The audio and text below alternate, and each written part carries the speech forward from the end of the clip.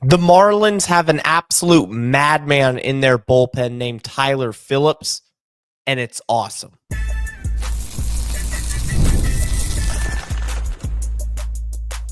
You are Locked On Marlins, your daily podcast on the Miami Marlins. Part of the Locked On Podcast Network, your team every day. Welcome into Locked On Marlins. I'm your host, Jeremiah Geiger. I'm a diehard Marlins fan, and I've podcasted about the team for the last 4 seasons. You can find me on X at Jeremiah Geiger 2, and thank you for making Locked On Marlins your first listen of the day. It's part of the Locked On Podcast Network, which is your team every single day. Hit subscribe on that YouTube channel and let me know your thoughts in the comment section. And today's episode is brought to you by 5 Hour Energy. Enter for a chance to win a dream golf trip for 2 to any golf tournament in the USA. Visit 5hewin.com for full rules and entry. No purchase necessary. Excludes the Masters tournament. Ends October 31st, 2025. And on today's show, I'm going to talk about Tyler Phillips. After Sunday's game, he gave one of the most legendary post-game interviews of all time. He's an absolute dog, and the Marlins should be thrilled that he's in their clubhouse, he's in their bullpen, and he's a weapon in high-leverage situations. We're also going to talk about Connor Norby and why the Marlins are going to have a very difficult decision regarding his future this offseason. Jansen Junk's injury and the possible ramifications for that, as well as a prospect check-in. Take a look more in depth at 2 very intriguing prospects at the lower levels in the Marlins farm system. That's coming up later.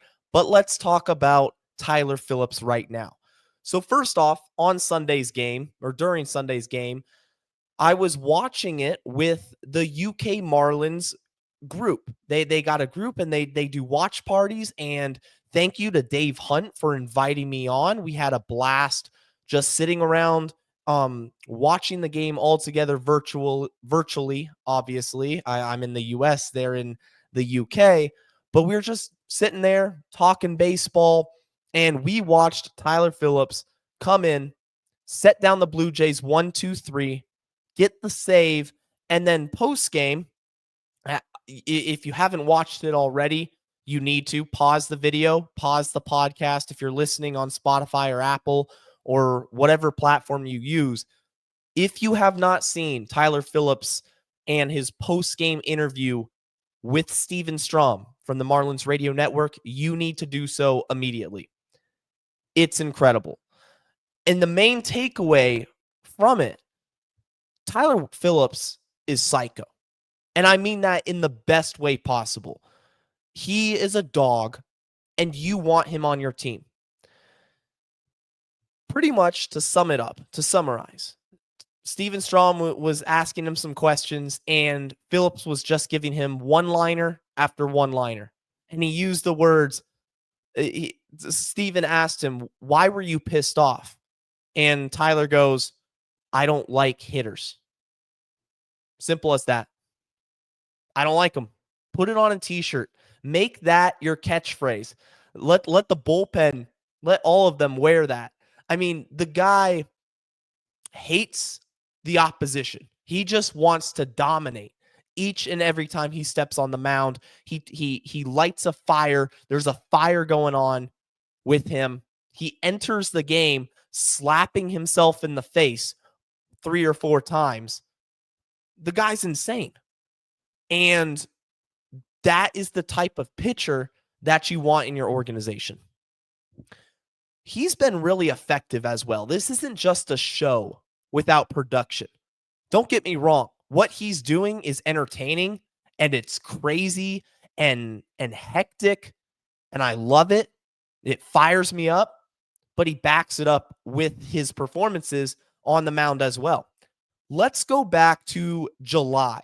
In the month of July, Phillips pitched in 8 games, 15 1/3 innings, ERA of 0.59. He has the ability to go multiple innings.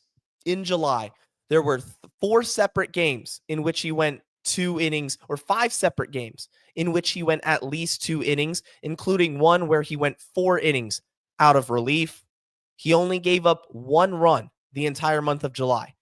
Fast forward to August, apart from 1 slip up in the beginning of the month in Atlanta, in which he was ice cold, he hadn't pitched in 8 days, he was a little rusty, gave up a couple of runs, zeros, except for 1 run, and that came in this past Toronto series. Phillips is somebody that I can get behind.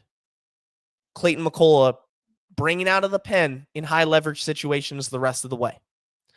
We're at the point in the season now in which the Marlins have to be looking ahead in some regards to 2026. And that's just how it is. You look at the standings, this team is comfortably enough below 500 or uncomfortably enough below 500 where it would take a miracle to get in the postseason. An absolute miracle. This is now about seeing what you got. Phillips on the year has pitched in 63 and a third innings already. There's a realistic chance he pitches 70 plus innings out of the bullpen this season. That is a weapon that you can use given his effectiveness. He has an ERA of 3.27 that I like seeing in these high leverage situations, especially now that Anthony Bender is out for the season. Calvin Fauché has been inconsistent. Lake Bacher, he's there. He's a high leverage guy, but Lake Bacher, he's had his slip ups, including on Sunday, he gave up a 3-run homer. And then Ronnie Enriquez, the organization seems to baby him, for lack of a better term. He pitched 7 pitches Sunday, 1 batter, gets taken out of the game. So for Phillips, this is a great opportunity. 8th inning, 9th inning, collect a few saves, get the stock trending upward into this offseason. Because I know one thing, he's going to work harder than anybody else in the Marlins organization. That's not a disrespect to any other player. And they're going to put effort in, I'm sure about it. But Phillips has that competitive fire that I have not seen on this team in anybody else. He is psycho. All he cares about is winning and attacking hitters and beating them. And that's got to fire you up. That's somebody you want on your team. That's somebody that in 2026 could carve out a bigger role for himself than he had at the start of the season. He's backing it up with production, and he's got a month. He's got a month worth of games. We got 30 something games left in the season. Here it is, the final stretch. Go out there and do your thing. Just do what you do. Play baseball. Like he said in that interview, this organization, they just want me to be me. Whatever works for you, go do that. And it's worked for Phillips. Came out of nowhere. Came from the Phillies organization, and now he's performed well enough and is crazy enough to be somebody that's kind of becoming a sensation in the baseball social media world, at least. He's headlining this podcast. The thumbnail, if you're watching on the YouTube channel, is Tyler Phillips. So that doesn't really happen too often for relief pitchers, if you're catching my drift here. Special type of competitor. Competitors are welcome. That's the catchphrase for the Chargers head coach, Jim Harbaugh, former Michigan head coach. Competitors are welcome. And that's what the Marlins organizational philosophy should be. And I think what it is right now. Phillips is brought in, low regarded middle reliever. He could start in a pinch or two. He's had starters experience. And then he's going to finish the season probably pitching over 70 innings for this team. Coming up next, I want to talk about the Marlins' third base situation, in particular with the return of Connor Norby. How does he factor in to the organization's long-term plans? Because I think there's a possibility that the Marlins decide to shop Connor Norby and try to move him this offseason. I'm going to tell you why right after this.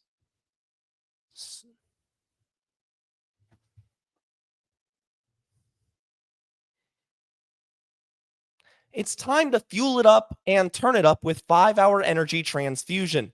This grape, ginger, and lime flavored shot brings the iconic taste of a golf course favorite to a non-alcoholic boost. It's perfect for sinking birdies or making great memories with friends. It's a hole-in-one for your energy game. Whether you're out on the course or just need a little extra push to power through your day, 5-Hour Energy Transfusion delivers the clubhouse flavor you love without ever leaving the green. I'm not much of a golfer, although I live near some golf courses. So one of these days, I do got to make it out there, or at least to Top Golf. Check out my swing. I know I've been saying this, but I will. Just one day. But right now, you can amp up the fun even more. Just buy, snap, and enter for a chance to win a dream golf trip for two to any golf tournament in the USA. Tee up that trip. Visit 5hewin.com for full rules and entry. No purchase necessary. Excludes the Masters tournament. Ends October 31st, 2025.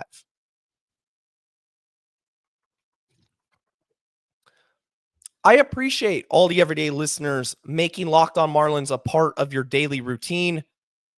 My throat is a little raspy tonight. Lost my voice yesterday. I'd just been feeling a little bit under the weather this past weekend, but bear with me. It's a jam-packed show. We got a lot to talk about. Hopefully, some water does the trick here as we transition into the second segment. Very important segment. I want to give you my thoughts about Connor Norby and why I think the Marlins should consider trading him. The number one reason, right off the bat, when it comes to third base, I would rather have Graham Pauley be the everyday third baseman than Mr. Norby. Right there. Full stop.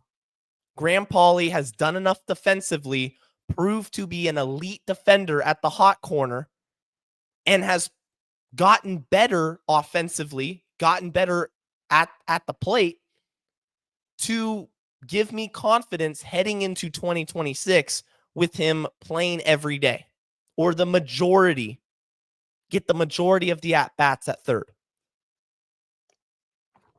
Connor Norby, he hasn't really done anything in 2025 at all to warrant the benefit of the doubt, to give fans and the organization ultimately confidence in him moving forward. Here's the thing. Yeah, he was acquired last year's trade deadline in 2024. He was the headliner of the Trevor Rogers trade. Well, guess what? Kyle Stowers is an all-star. Kyle Stowers was playing at an MVP level. Well, while Connor Norby, across 273 plate appearances this year, has taken a major step backward. He's hitting 241, an on-base percentage of 289, and an OPS under 700 at 653 with very minimal power. 6 homers. And to add on that, he's been injured. Is Norby a bad baseball player? I wouldn't call him bad, but I think he's expendable. And if there's a team out there that is willing to part with some prospects, some middle infield depth, pitching, you can never get enough pitching, a first baseman, they would be getting a quote-unquote versatile player in Norby who can play second base, plays third base, although it really hasn't worked out. Defensively, he's just not good there. Could play in the outfield if you need him to. And you're banking on his return to 2024, that back half of the season when he got traded from Baltimore to Miami. That's what you would be banking on if you're a team that wants to trade for him. If I'm the Marlins, I'm looking at my roster for 2026 and expecting the opportunity to compete and the possibility of that happening and being realistic. You took a major stride forward this season. What can you do to build upon that? I don't think adding Norby into the equation and Norby getting more playing time is going to really help this team in any meaningful capacity. He just kind of is there. And that's difficult for a lot of fans to understand. But when I look at the core of this team and the pieces that I want to see either get extended or stay here multiple years and be part of the next World Series winning team, World Series competing team, Connor Norby doesn't fit that mold. Very few players on this active roster right now, to me, do. You have Kyle Stowers, Augustin Ramirez, Xavier Edwards, who's a great leadoff hitter, great table setter for the rest of the lineup. And then you got your prospects. You have the Thomas Whites of the world. You have the Robbie Snellings down in AAA. In the current rotation, Yuri. You got Edward Cabrera and the breakout years, the breakout season that he's had. Sandy, of course. He looked like Sandy his last time out. Do you keep him around for 2026? Norby's kind of fallen well below those guys in terms of relevance. It is what it is. Graham Pauley got an opportunity. He made the most of it. He capitalized on the unfortunate injury to Connor Norby. And now we're in a position where we can say, you know what? I think third base is okay for 26. You could even take Javier Sanoja and get the same level of production as you would from Norby. Let that sink in. Sanoja is arguably more valuable because he can play better all around the diamond. You could put him at second. You could put him at shortstop. You could play him at third. You can play him in center field. You're not going to put Norby in center. So when it comes to depth, the Marlins they're going to start having choices. Competition, fostering competition at the major league level is what you want. It's a good problem to have. I wouldn't get on this podcast and say there's an opportunity to trade Norby this offseason. The Marlins should look into it if I didn't think that Graham Pauley has the potential and is currently a solid ball player.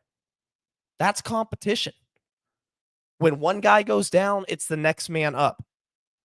So going to the pitching side now, Jansen Junk, he pitched Saturday against the Blue Jays. He left with an arm injury, forearm discomfort.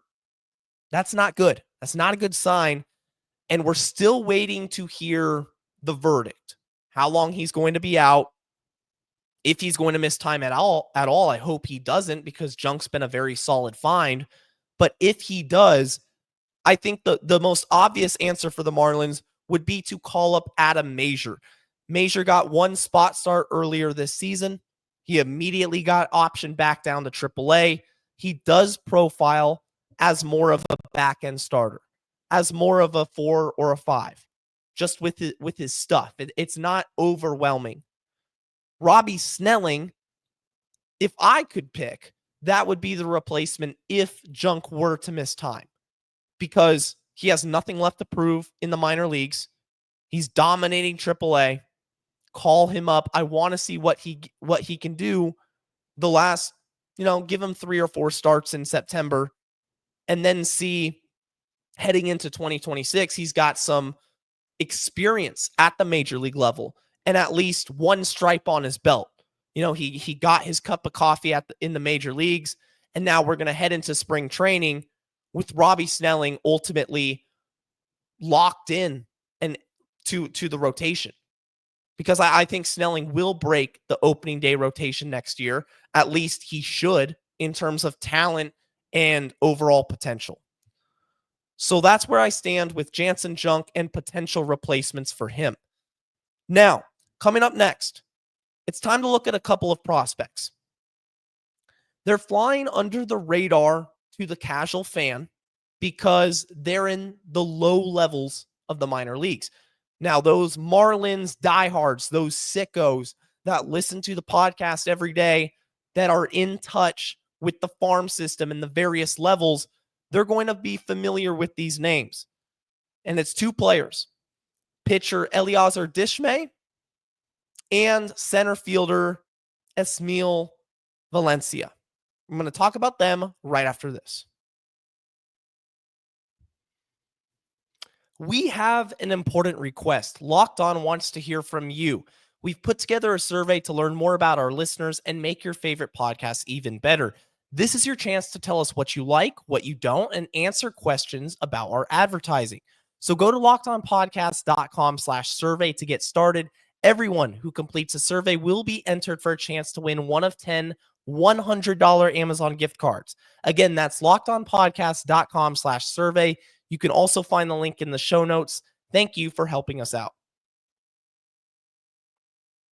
August 26th is officially FanDuel Futures Day, a brand new holiday for football fans who live for bold predictions and preseason hunches. For just 24 hours, FanDuel is giving you deals on NFL season predictions. So whether you're calling your MVP, eyeing a long shot division winner, or ready to crown your Super Bowl champ before week 1 even kicks off, this is your moment. I'm super excited for football season. I love baseball. I do the podcast. I love the Marlins, but I also love the NFL. I can't wait. And I do think Joe Burrow is going to win the MVP this season. Joe Shiesty, not necessarily a Bengals fan. I'm a Chargers fan. So all the Tua fans and the Dolphin fans, let me hear it in the comments.